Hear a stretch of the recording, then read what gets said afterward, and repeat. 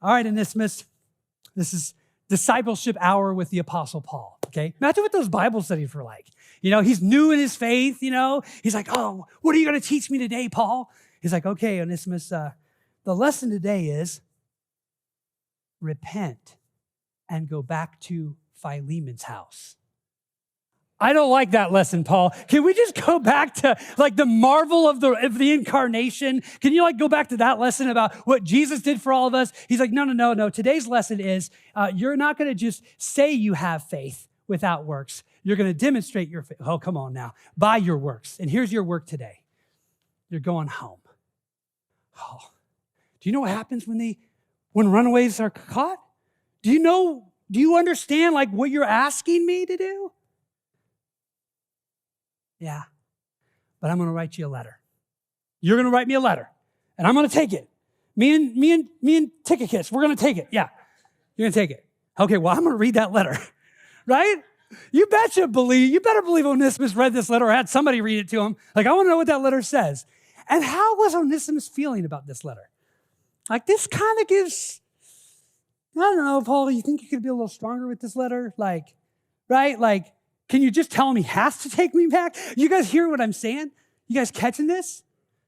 There's risk all over the place. There's risk for Onesimus. There's risk for Paul.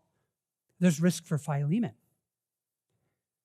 Because how is Philemon going to be seen when he receives this guy back by the other slaves, by the whole town? See, this is the problem, is a lot of times we are not taking Jesus' words seriously. They're suggestions, they're nice Bible studies. Hey, let's just study this. I love what Francis Chan does this. He goes, why don't we just take a Bible study and let's just learn the Greek and we'll memorize the verse and then we'll run it through other, Bible studies and we'll dissect it and we'll just think about it. And then, when are we going to do it? Right? When does the Bible study change actually how we live, right? That's the question, right? And so here's kind of what Paul's doing here. Paul is going to appeal to Philemon in a really Jesus-like way. And I want to show you this because it's not just here. In fact, I will suggest that this way of navigating relationships, this is the way Paul navigated them. Paul doesn't force people to do what he wants because he's been transformed by Jesus. Paul's going to actually live the Jesus ethic out in all the ways he navigates these relationships. And it's not just by Philemon. It's in Corinthians, it's in 1 Thessalonians, it's in 2 Corinthians, and it's in Jesus himself. Let's look at this. 1 Corinthians chapter 9. I want you to look at this. Later today, you can read the entire chapter and see this because I think once you see this today, you won't unsee this. Okay, so here it is. Look at 1 Corinthians chapter 9. We're going to start with Paul's status. Look what he says. This is really interesting. Am I not free? This is a reference to his status as a Roman. He's not a slave. He's a freedman. In fact, he's a Roman citizen. Am I not free? Am I not an apostle? These are rhetorical questions. The answer is yes. This is his status. So he's reminding them of what his status is. Have I not seen Jesus our Lord? The answer is, yeah. Are you not, writing to the Corinthians, are you not the result of my work in the Lord? In other words, aren't you Christians because I preach the gospel to you? The answer is yes. So in this first part of this verse, he's outlining all the status he has. So whatever's about to happen next logically flows from his status. Are you following me on that, right? Okay. What's fascinating here is every time you think of status, especially in the first century, you always also think of privilege. People with this status also have this privilege. So think about it today, right? If I was the owner of a chain of restaurants, okay? I'm the CEO and the owner and founder or whatever of all these restaurants. And I go to one of my restaurants and I walk in there, because I'm the owner, what are some things I don't have to do? No, I don't have to ask permission, right? I can say, hey, I'm going to walk in here and grab a Coke out of the fridge. What are you doing? Who do you think you are? The owner, right? You with me, right? I'm going to make myself a pizza, right? Whatever you want to do, because you're the owner. You have that status, yeah, and you have that privilege. Does that make sense? Look at this next part. So now we're talking about privilege. Look at the next part of this passage. Because of my status, Verse 4, don't we have the right? These are the privileges. Right to do what? To live in your homes and share your meals. As the Apostle Paul in that town of Corinth, Paul planted that church. Paul has worked for that church. Paul has given everything for that church. Surely the church can have him over for dinner. Is that right? That makes sense, right? Don't we have the right or the privilege to bring a believing wife with us, as the other apostles do, the Lord's brother, and Peter does? Or is it only Barnabas and I who have to work to support ourselves? The answer is, no, you have that right.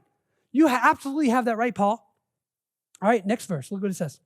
So this is where it all pays off. This is humble self-giving. Look at this. Yet, verse 15. So you have to read the whole passage, but this is 15 now. I have never used any of these rights. And I'm not writing this to suggest that I want to start. Even though I'm a free man with no master, so I have that status. What have I done? I have became a slave to all the people to bring many to Christ. I'm walking in humility. I have a status. I have privileges that go with that status. But instead of using that status and enjoying that privilege, I surrender that status. I surrender that privilege, and I just humbly serve. And where did Paul learn this from? Jesus. The one who had the greatest status and enjoyed the greatest privilege, and yet for love's sake, to rescue a rebellious, broken humanity, decided to identify fully with our brokenness, to become a human in all of our weakness, and to have people spit on him and mock him and eventually nail him to a cross. Think about how humbling that would be. Think about how crazy that is. That is God himself in flesh, now allowing all of that to happen. As the Apostle Paul writes in Philippians chapter 2, although he was in the form of God and thought it not robbery to be equal with God, yet made himself of no reputation and took upon himself the form of a servant and became obedient unto death, even the death of the cross. That's powerful. See, that's the Jesus way. And when you have that in your mind, like that's the Jesus way, then that way gets applied everywhere. And it starts to attack your homeostasis. It starts to attack the normal way you were raised to do relationships. Because in most of our relationships, we were raised, hey, if I'm in charge, you do what I say. And if I'm not in charge, I'm still going to get my way because I know passive-aggressive ways of making you do what I want.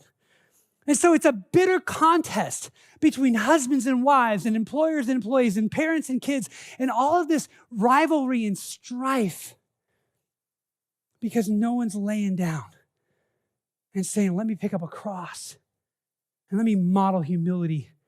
That's why we're saying, guys, if Jesus leads, humility follows. If Jesus is leading, I promise you, it makes a difference. And the chief difference is humility starts to direct you.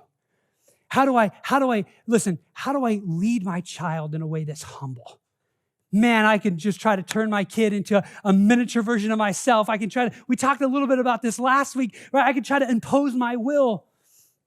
I was having a great conversation with Pastor Jeremy about this and about really wrestling. Like, how do we make some of these decisions even with our kids, even with other opportunities in our life? And if I don't really have Jesus, like in the spirit of Jesus, guiding my decisions, even well-intended choices can get me off track. And he put it this way. I thought this was great and really helpful. He says, sometimes a good thing can turn into an ultimate thing and therefore become a God thing, like a rival to God, and so then becomes a destructive thing. Man, it could be all kinds of good things. Man, I could get this extra, maybe promotion at work. And now all of a sudden, slowly, that was a good thing, right? Potentially. But now that's become like my driver. And my career all of a sudden becomes my ultimate thing. And it becomes a rival to God. And pretty soon, like that thing that could have been a blessing to me now becomes a rival to God. And then it starts to become a destructive thing. And we talked about that in relationship to even opportunities that I give my kids. I want to give my kids opportunities. I want to put them in sports or give them this chance or all these things, guys. But here's the thing. Anything that starts to slowly become like God's rival in my life can start to become destructive. And so as we bring it back to this topic, I start as a Jesus follower, and please hear this. I'm looking at every part of my life and I'm asking this question: is Jesus king here? Is Jesus the driver here? Man, I got a conflict with my spouse. Okay, that's part of life. Conflicts are going to happen. Okay, how does a humble, self-giving follower of Jesus interact with this conflict? And if I don't like what happened, if I don't like the outcome, how am I going to handle that? You know, man, when I blow up my kids, man, you're talking about somebody who blows up with their kids sometimes. Man, are you able to say, okay, Daddy was wrong. I am sorry. Right? Like, I'm even on the posture so I can be where they're at, eye level. Why? Because Daddy gets it wrong. And if I get it wrong, then I need to be quick to apologize. Why? Because that's humble, self-giving love. Like, I don't apologize to kids. Well, then you're an idiot. Right? Because you know what? They're humans and you're hurting them.